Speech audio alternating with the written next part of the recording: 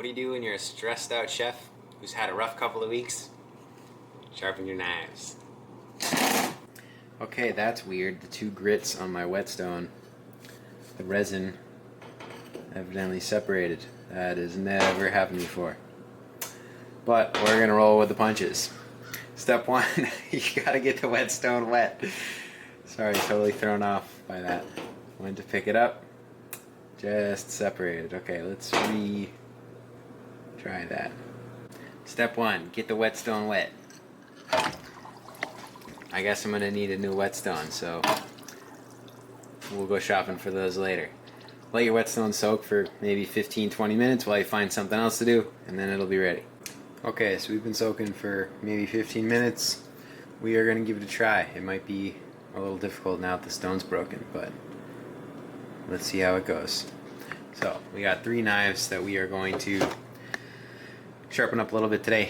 These two are actually the same. They're just kind of a few years separated in manufacturing, so they changed the resin on the handle or something. This one has a pretty broken tip, so this is kind of my backup knife. This one's my main. I keep this in my dinner restaurant. This one stays here in my breakfast restaurant. This is my boning knife, which I used in the brisket butchering video recently. And if you watched that video, you probably heard me griping about how it was super dull and I wasn't making much headway with it. So I actually swapped to a stock knife. So sharpening a curved knife is a little bit different than a straight knife, or straight-ish knife. So, alright, let's get into it. Okay, first off, before we get started, you'll notice these numbers on the side of the stone. If you have a two-sided stone, there's usually color-coded, so the 1000 grit is a lot rougher, and we're going to start with that. That's going to be taking off more metal. And then the white one, the 6000 grit, that's a lot smoother of a surface, and it won't be taking off nearly as much metal, but it will be helping to bring your edge in line. So this is to cut new steel, and this is to kind of even out the surface so that it's all nice and smooth. Okay, flip the camera angle around so you guys can see. So step one, you always want to put a little bit of water right on your stone. That's why this towel's here, to absorb any excess water. And now you want your blade to be touching the stone at a particular angle. Certain knives have certain angles. I kind of just go freeform because I'm way past my factory edges at this point. And then with 2 fingers, you want to be pushing down on the stone firmly, and the blade wants to stay at that angle, and you're just going to gently push up and then come back. We're going to push a little bit harder than that, but I'm just sort of showing here. Now, one mistake that I made really early on is I would put my fingers way down at the edge here, so I would actually be making contact with the stone, and I did that because it was easier for me to find the proper angle. But what would happen is the pieces of metal that were coming off of the knife would actually cut up my fingers. So for a few days after doing this, my fingertips would all be, bloody and chewed up from that. So make sure that you keep your fingers back a ways here. And I'm going to put a little bit more water on, and then we'll do a few strokes.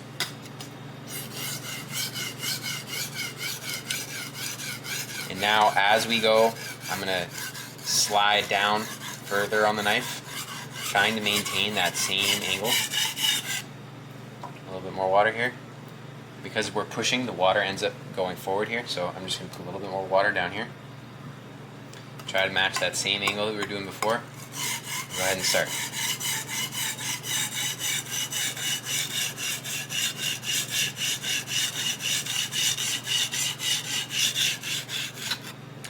It can be pretty tricky to keep the angle the same, but practice makes perfect.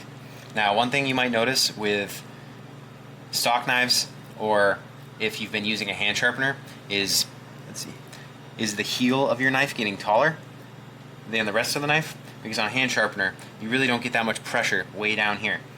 So you're almost never taking off that bit. So if you've noticed when you're cutting that you're not cutting all the way through and there's gap, and when you're slicing things like, like leeks in particular, if you're slicing leeks and you notice that they're never fully separating, there's always a little bit that's still attached, that's usually because your heel is too long and you need to take down your heel. So if you need to just take down your heel,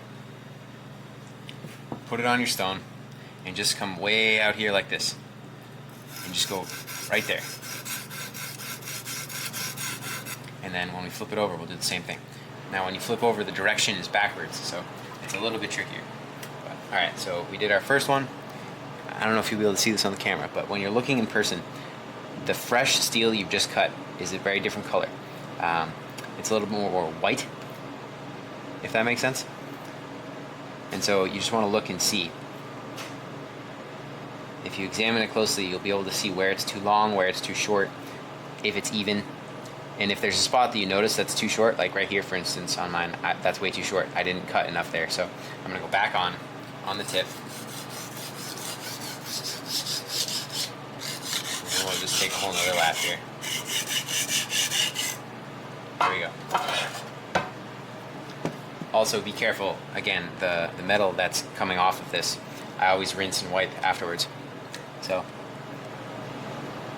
could still use a little more love on the tip, but that's better.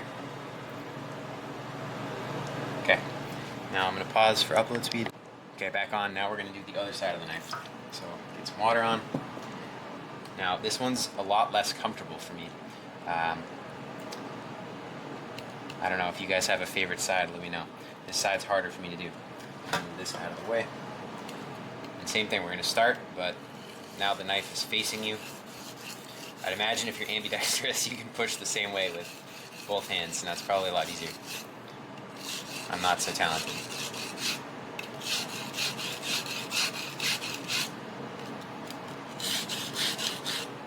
You can tell by the sound, if you have enough water on, eventually, it'll start to sound too gritty.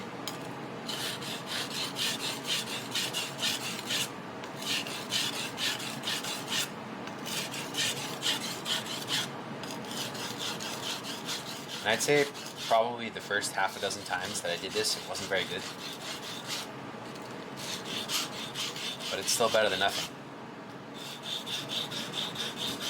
And I just sort of made a commitment after I bought my knives that I was never going to use a hand sharpener on them. So I had to either use how to do this properly. Sorry, I had to either learn how to do this properly, or my knives are always going to be dull.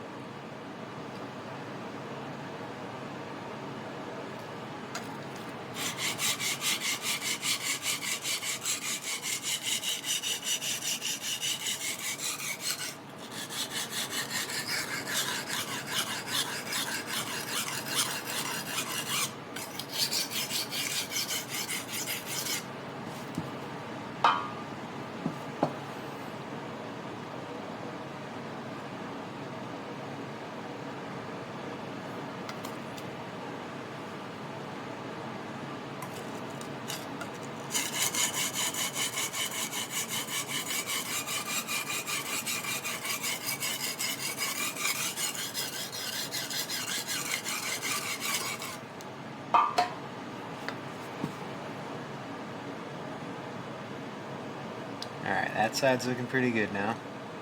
Okay, a little more on the tip. This tip also broke, it's just not as pronounced as the other one, so, oh great. I think the camera card is full. Alright, so now we're swapping out to the higher grit number, which actually means the smoother texture. And we're going to give it a once over, try to keep a similar or sharper angle to the original so that we're not dulling the heavier edge. It's okay to go a sharper angle, you're just putting an edge on a second edge, but you don't want to go less steep, a flatter angle than previously.